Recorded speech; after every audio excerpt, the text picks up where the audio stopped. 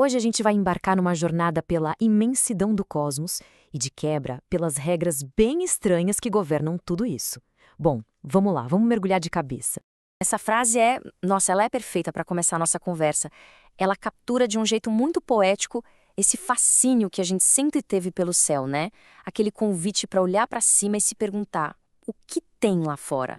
E para a gente ter uma noção da escala do que estamos falando, olha só que analogia incrível. Pega um punhado de areia na mão. Ali tem mais grãos do que todas as estrelas que a gente consegue ver no céu sem um telescópio. Parece um número gigantesco, certo? Pois é, mas agora a coisa fica absurda. Porque o número de estrelas que existem lá fora, no universo todo, é maior do que o número de grãos de areia de todas as praias do nosso planeta. É nesse cenário quase inimaginável que a nossa viagem acontece. E a nossa jornada começa, na verdade, com uma mudança de perspectiva. Porque o jeito que a gente vê as estrelas, aqueles desenhos que a gente aprende a reconhecer, sabe? É, na verdade, uma espécie de ilusão de ótica cósmica. O que são as constelações, afinal de contas? São exatamente isso. Padrões que só existem do nosso ponto de vista. É uma mistura de estrelas que às vezes são até mais fraquinhas, mas estão aqui perto, com outras que são gigantes, super brilhantes, mas que estão muito, muito longe mesmo. Pega um exemplo clássico que todo mundo conhece, a Ursa Maior. Esse é o formato que a gente está acostumado a ver, um padrão que várias culturas ao redor do mundo reconhecem há milhares de anos. Mas, e aqui vem a parte mais legal, o que acontece se a gente muda o ponto de vista? Se a gente pudesse viajar uns 150 anos-luz e olhar para esse mesmo grupo de estrelas, só que de lado, o desenho que a gente conhece some, desaparece. Isso mostra de um jeito fantástico que as constelações não são planas, elas têm profundidade, são arranjos em 3 dimensões. E essa mudança não acontece só no espaço, não. Acontece também no tempo. As estrelas não estão paradas, elas se movem. 1 milhão de anos atrás, por exemplo, o desenho da Ursa Maior era mais parecido com uma lança. O céu noturno é um espetáculo em câmera lenta, sempre em transformação. Certo? Então, como seria possível viajar por essas distâncias malucas? Primeiro, a gente precisa entender as regras do jogo. E para isso, a gente tem que falar de uma das mentes mais brilhantes que já pisaram neste planeta. Esse aí é o jovem Albert Einstein.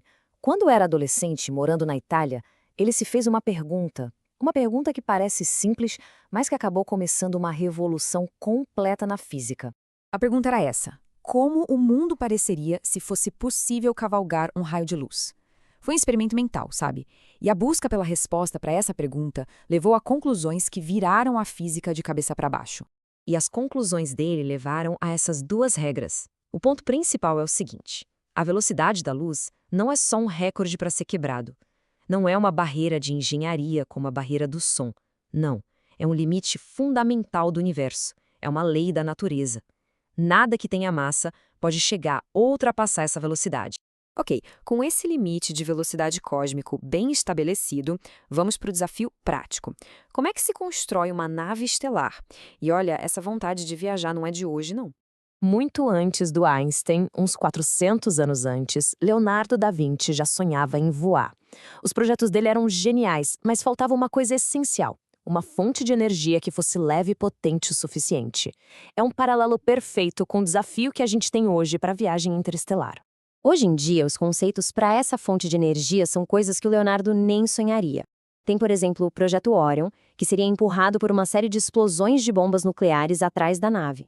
O Projeto Daedalus, que usaria um reator de fusão, e uma ideia ainda mais ousada, o Buster Ramjet, que basicamente iria pescando seu próprio combustível pelo espaço. E aqui a gente tem uma concepção artística de como seria uma nave dessas, o tal do Buster Ramjet. É uma máquina gigantesca, talvez o tamanho de uma cidade, projetada para uma jornada de milênios, sempre acelerando, chegando cada vez mais perto daquele limite de velocidade do universo. E é exatamente aqui que a viagem fica esquisita de verdade. Porque viajar perto da velocidade da luz não é só sobre cruzar o espaço. A consequência mais bizarra, e talvez o maior prêmio de todos, é poder viajar no tempo. O nome desse fenômeno é dilatação do tempo. E basicamente, para quem está a bordo de uma nave dessas, viajando muito, muito rápido, o relógio passa mais devagar do que para quem ficou na Terra. Isso não é uma sensação, não é uma ilusão, é um efeito físico real. E os números aqui nessa tabela são de cair o queixo. Uma viagem até o centro da nossa galáxia para a tripulação levaria 21 anos. Tempo de uma vida, mas na Terra teriam se passado 30 mil anos.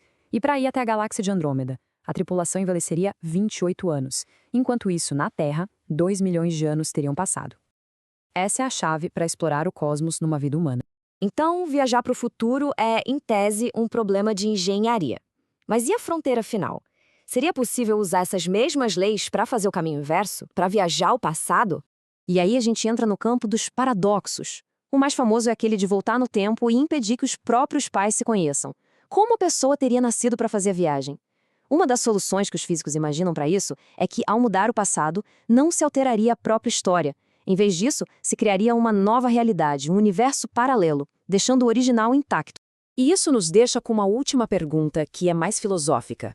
Se o passado não fosse algo fixo e cada escolha pudesse criar uma nova história, qual história alguém escolheria criar?